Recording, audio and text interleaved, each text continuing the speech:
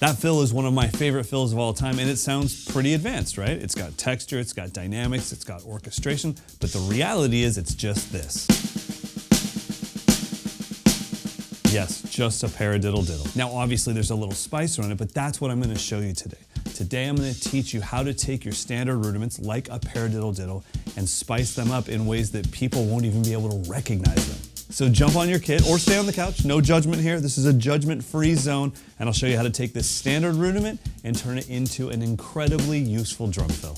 All right, let's dive right in. I can't even express how excited I am to work on this fill with you, because not only are you going to learn this fill, which will then broaden your fill vocabulary, but through learning this fill, you're gonna learn the concept that allowed this drum fill to be possible in the first place, and then hopefully something will go off in your brain and you go, wait, so couldn't I just do that with this rudiment or this rudiment or this? Absolutely, heck yeah you could. And then all of a sudden it's like, oh, so I could just make up my own stuff.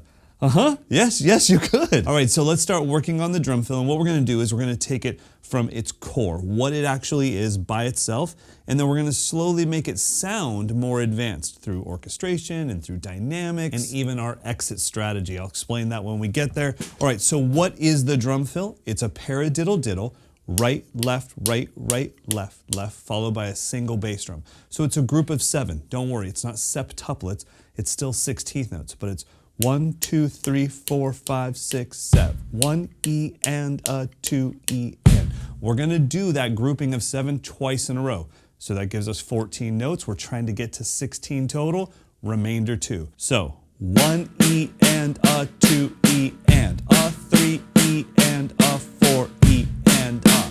That's the entire fill. Without getting too fancy, let's play that nice and slow. 1 bar of groove, 1 bar of the fill. Remember, it's paradiddle-diddle, kick, paradiddle-diddle, kick, right, left. We'll do it nice and slow, 60 BPM.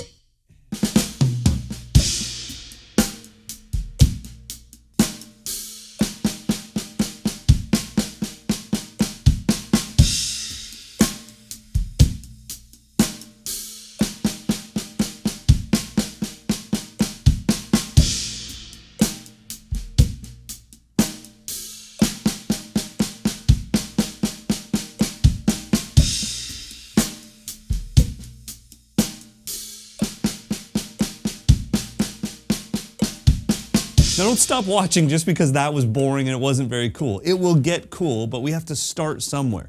We gotta start with the pattern. We gotta allow our bodies to get used to that pattern of right, left, left, kick, right, left, kick, right, left. That's pretty tough because it is 2 groups of 7. So getting used to 1 E and a 2 E and then the next thing you do starts on a 3 E and a 4 E and a. Those all start in weird places. So if you are fairly new to the drums, or even if you're an intermediate drummer who's never done odd groupings, getting used to these groups of 7, it takes some time. Now, once you have that down, the next step to making it sound somewhat more interesting or more advanced is going to be dynamics. We only want to accent the first note.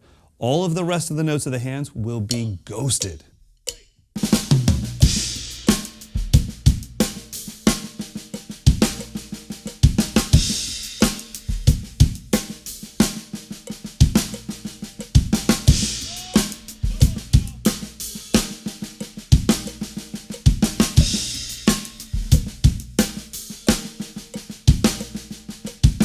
Just that one little change, just that one little change of dropping everything down except for the first note. Oh, it makes such a massive difference. Even though I'm playing the exact same thing I did in the boring one, now it's like, oh, okay, this thing has a little bit of life to it.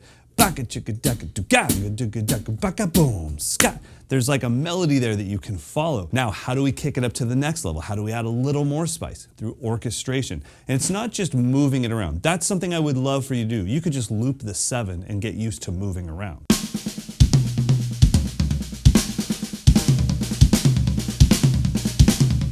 What I did in the intro was I chose an orchestration that had a very specific sound to it. It actually had this little weird displaced backbeat feel.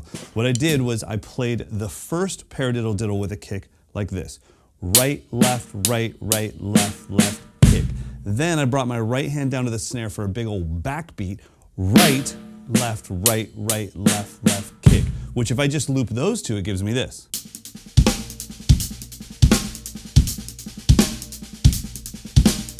And that is a 6 septuplet groove, but we'll save that for another day. So It's right, left, left, kick, right, left, kick, right, left, and then we are out on the 1. Let's give it a shot. Medium tempo, 90 BPM.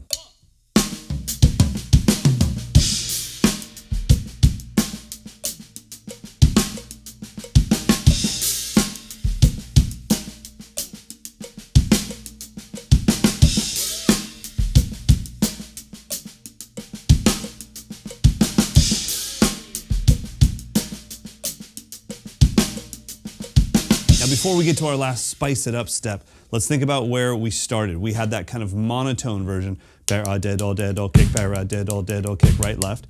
Then we went paradiddle, kick, right, left. And now we have this super well-balanced orchestration where we have the high frequency of the hi-hat, the mid frequency of the snare, and the low frequency of the kick. So this is a very well-balanced sonic fill, and it has that displaced backbeat thing, which adds a little bit more of the advanced sound. Now, one final thing to make it super advanced without it becoming too technically difficult is stop crashing on the 1.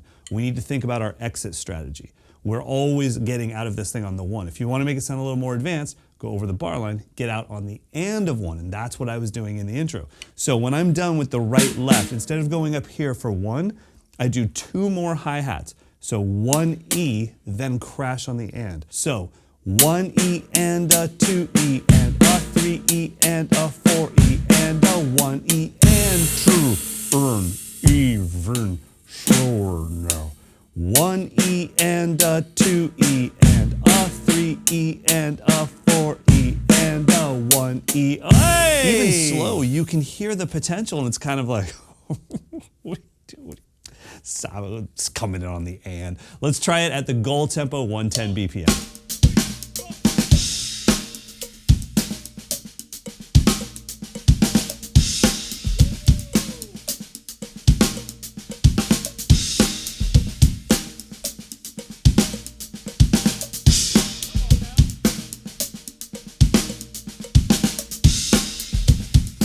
Come on, it's too much fun. And I know I'm saying this over and over and over again, but as much as I want you to learn this fill, I'm just hoping that by learning this fill, actually something else gets triggered and you go like, oh, you know what I could do? And it's like, yes, you could, go do that. Make up your own stuff. This doesn't end here. I could play this as septuplets, maybe 3 septuplets, and then just finish it off with whatever I want to get out of it.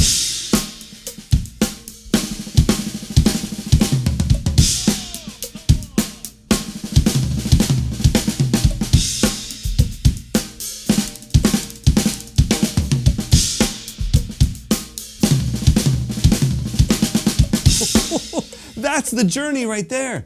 It's taking something that we all have access to. Paradiddle-diddle. I learned that when I was a child, a wee lad. And then I thought, oh, I've maxed it out because I can do it on a pad. And then eventually I moved it around the kit. And then I got more advanced. I made a groove out of it. And then all of a sudden it's like, well, wait, could I add a bass drum to it? Oh, yes, I could. And then I find orchestrations I love, and you just keep growing and growing and growing and growing. So hopefully you got a ton out of this. Hopefully you're excited to run to the drum set and practice. Leave all the comments, all the questions below. I will check every single one of them, I promise you that. But right now, I think I'm just gonna play this for a little bit more.